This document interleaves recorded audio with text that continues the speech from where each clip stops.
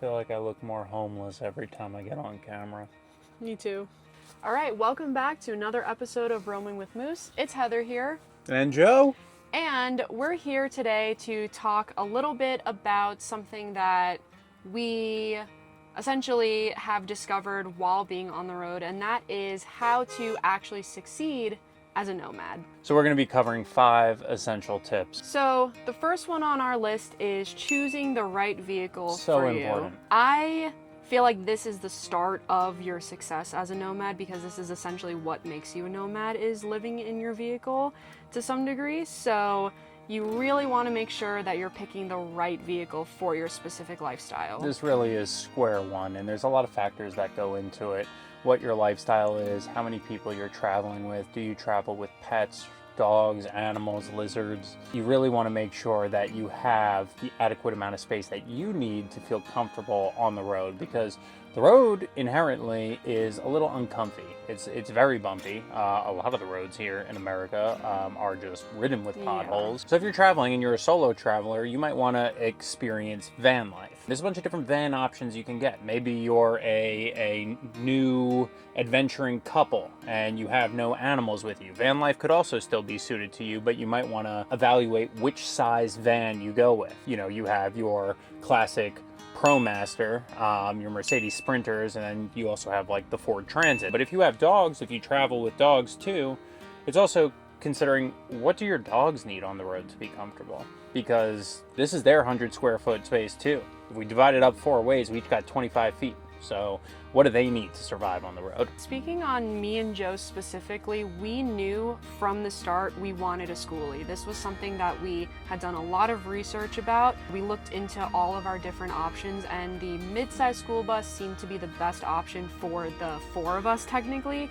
And especially if you're a big family, we tend to see a lot of big families in school buses in particular, because there's so much space.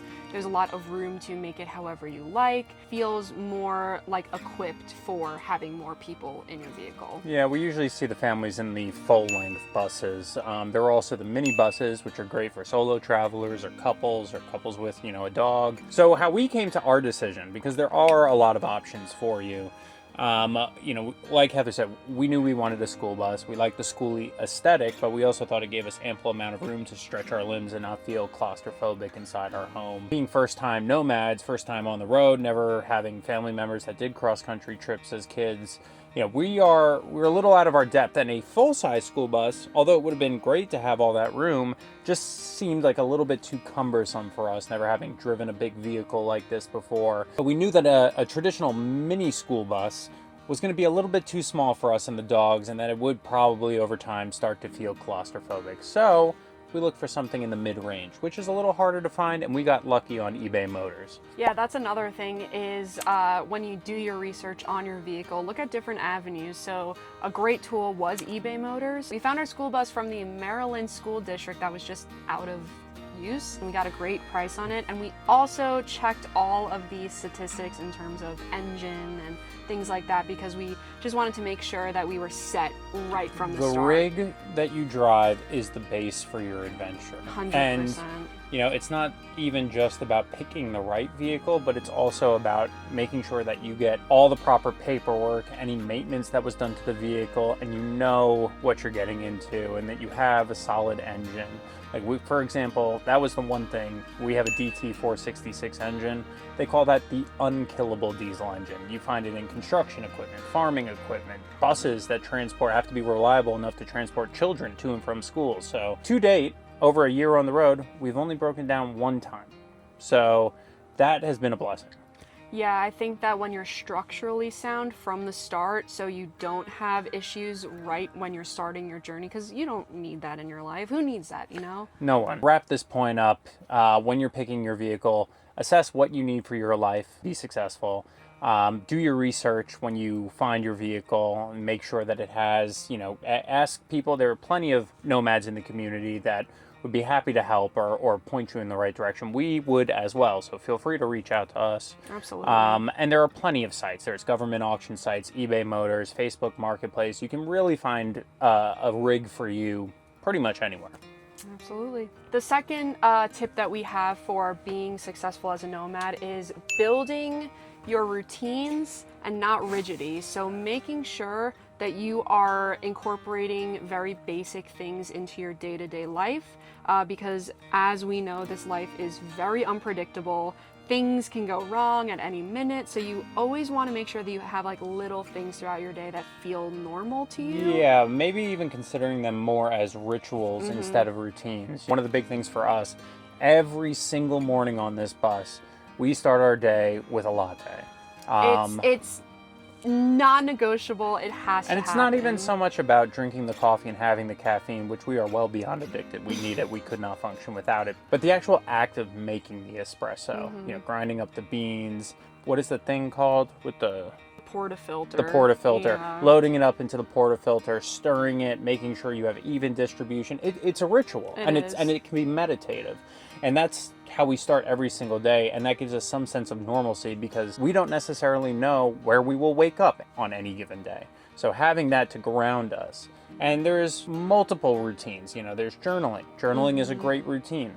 I just heard recently from a friend the best way to be consistent at journaling, a rule that they have for themselves, is that each day they at the very least have to write the date on the page. Yeah. And then once you're there and you wrote the date, we might as well jot down a few lines, and that's a meditative process as well. Having those few rituals that you can anchor yourself to, because life on the road is anything but consistent. If you are a structured type A kind of person, you might run into some challenges. So that's going to be where, you know, it's not that you can't live this lifestyle. It's just that you need to make sure that you have places and moments and routines to ground yourself in. You plan all you want, and the road will tell you otherwise. Yeah. So the third tip that we have for being a nomad, and this is one that we could actually listen to a little bit more ourselves, is to budget not just for adventure, but for failure. Failure not in a sense like, this bus life is a complete fail. 2 weeks ago,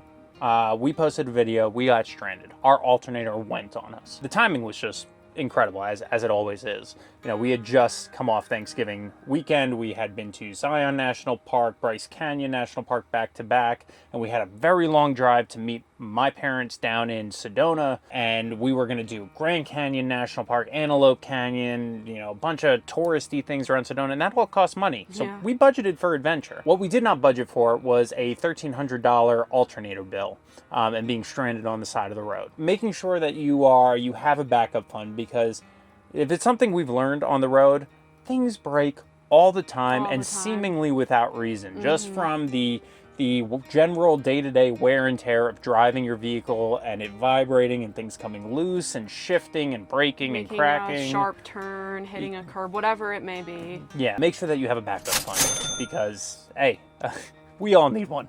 Yeah, absolutely. We really should get one. We're working on it.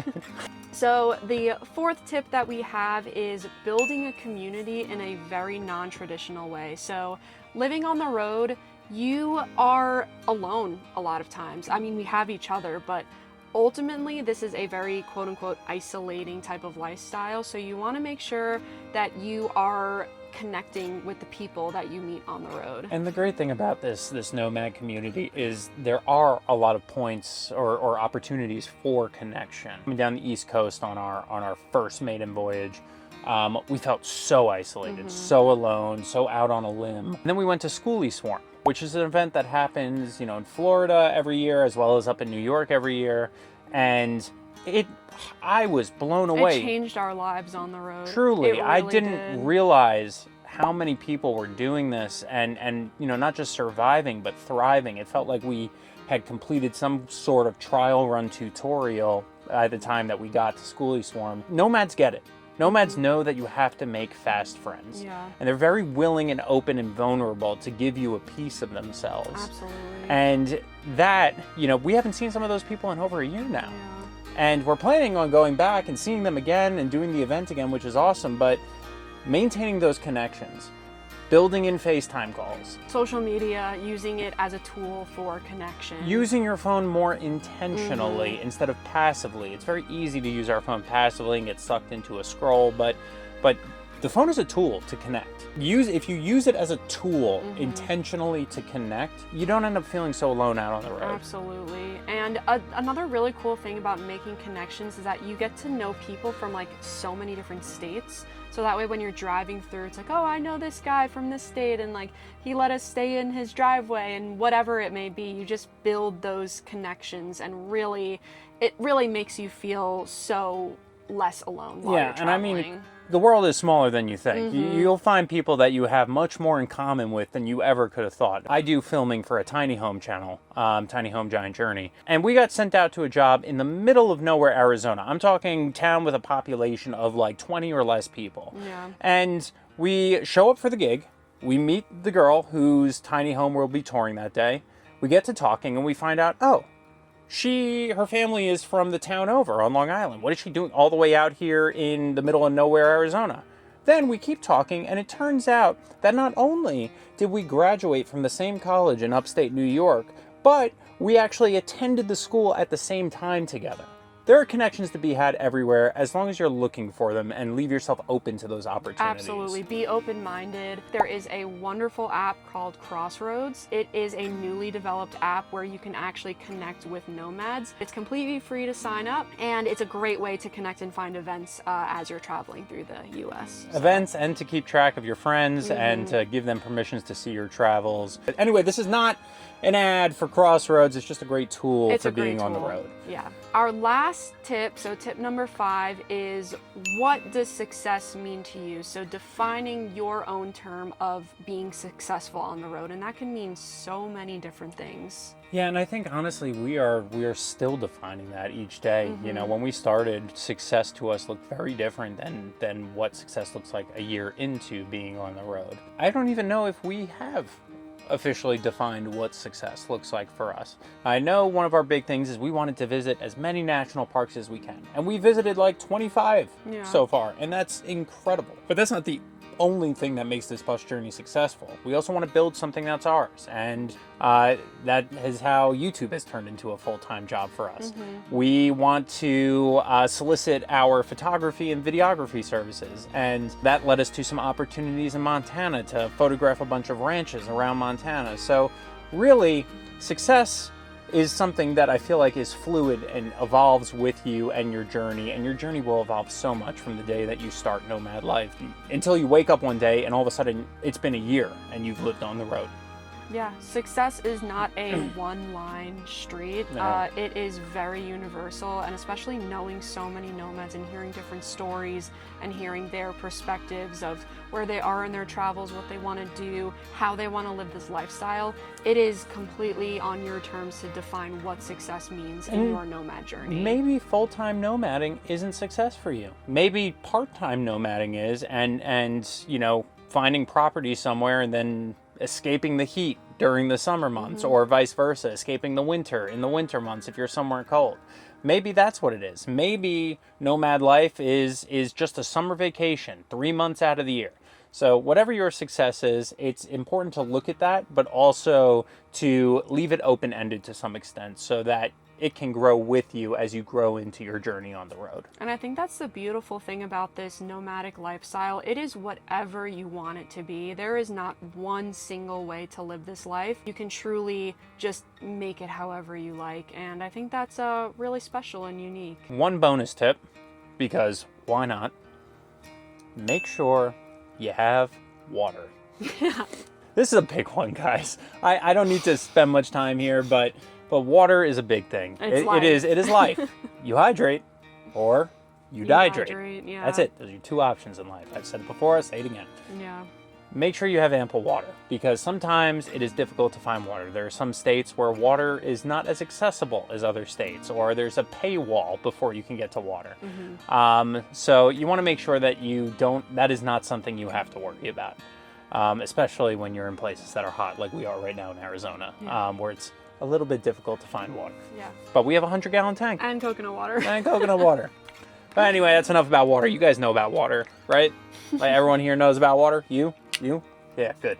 Well, that's all for today. we just wanted to take some time and talk about how you could find success on the road if this is something that you ever wanted to pursue or it's a dream of yours to do. It is doable. At first, it feels a lot like surviving, but you will get to a point where you can thrive on the road. We've seen it, time and time again, and there's a lot of people out here thriving. And we are always a resource, so if anyone has any questions, comments, please reach out. Reach out. We would love to share our knowledge. We love to help. That'll do it for this video.